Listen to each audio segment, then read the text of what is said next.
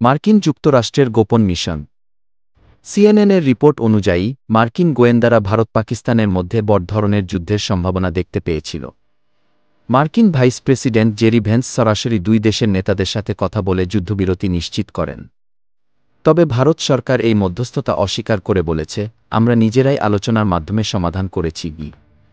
যুদ্ধবিরতির পরও ঠান্ডা যুদ্ধ। যুদ্ধবিরতি হলেও দুই দেশ একে অপরকে দোষারোপ করা বন্ধ করেনি। পাকিস্তান বলছে ভারত আমাদের উপর হামলা চালিয়েছে, কি ভারত পাল্টা বলছে পাকিস্তান সন্ত্রাসবাদ সমর্থন করছে। বিশ্ব নিরাপত্তায় ঝুঁকি।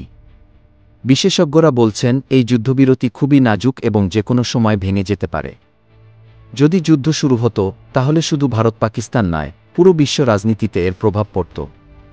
বিশ্লেষণ: কেন মার্কিন যুক্তরাষ্ট্র এগিয়ে এল? ভারত ও পাকিস্তান উভয়ই পরমাণু শক্তিধর দেশ। তাদের মধ্যে যুদ্ধ হলে বৈশ্বিক নিরাপত্তা হুমকির মুখে পড়ত। মার্কিন যুক্তরাষ্ট্র চায় এশিয়ায় স্থিতিশীলতা বজায় রাখতে, কারণ চীন ও রাশিয়ার প্রভাবও এই অঞ্চলে বাড়ছে। ভারত কেন মার্কিন সাহায্য অস্বীকার করছে?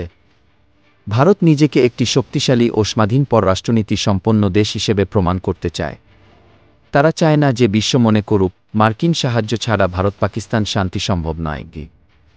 যুদ্ধবিরতি যেমন নাটকীয়ভাবে এসেছে, তেমনি এর ভবিষ্যৎও অনিশ্চিত।